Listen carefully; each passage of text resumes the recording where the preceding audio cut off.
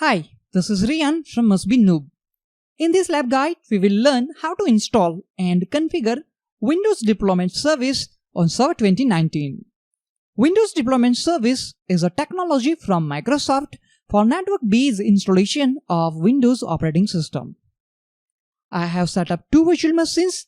The first virtual machine is a Windows Server 2019 domain controller, and the second virtual machine is installed with the Windows Server 2019 operating system, and it is going to be a WDS server. The DHCP server role has been installed on the domain controller. This DHCP service will provide IP addresses to other client machines. First, we need to install Windows Deployment Service server role on our member server. And for that, I'm going to click on Start button and let's click on Server Manager.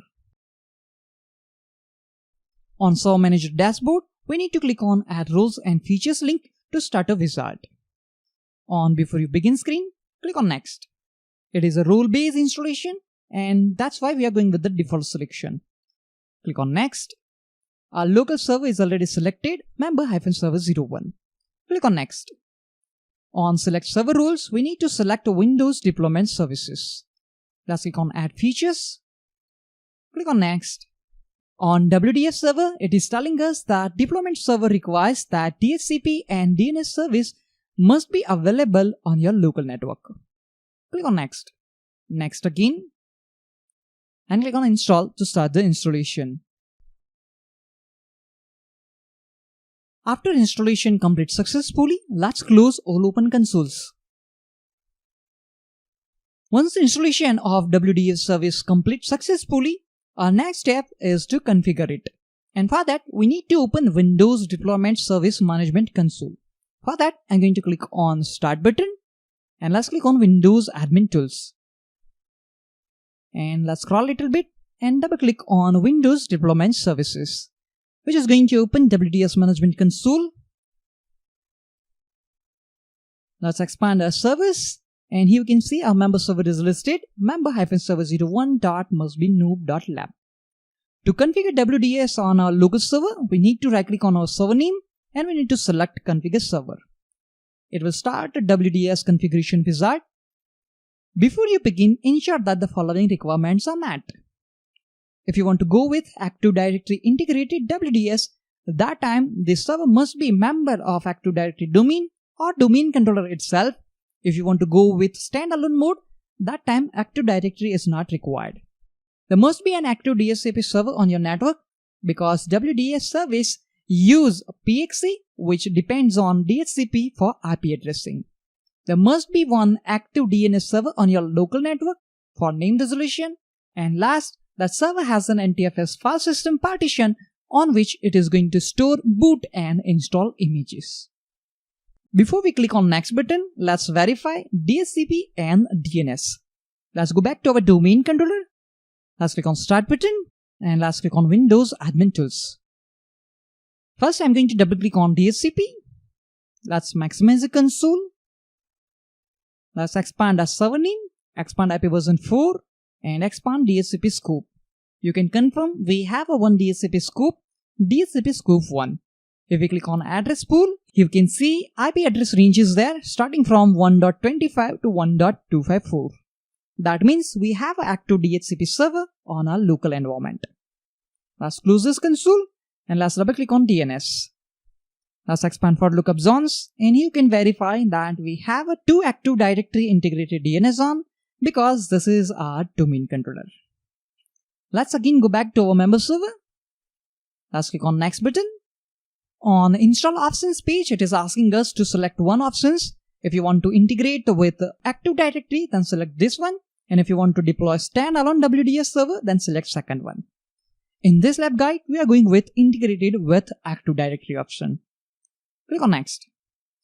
On this console, it is asking us to enter the path to the remote installation folder where WDS server is going to store all required files. Let's open File Explorer. Click on this PC and we have a one dedicated drive for this and that is drive D. So we are going to create this remote installation folder on a D drive. Let's maximize it. Let's click on Browse. Expand this PC. Select a D drive and click on OK. Under D drive, I'm going to create one folder with the name remote install. Okay, so our path will be d:/remote install. Click on next.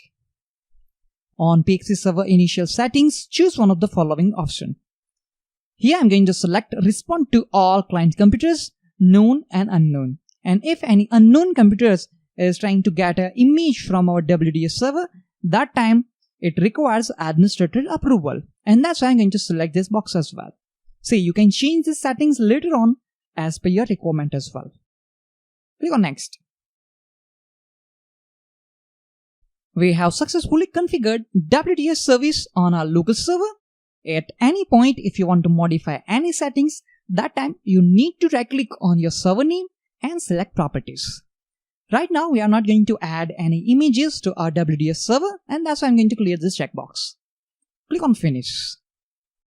You can verify one green play button is there. That means our WDS server is up and running.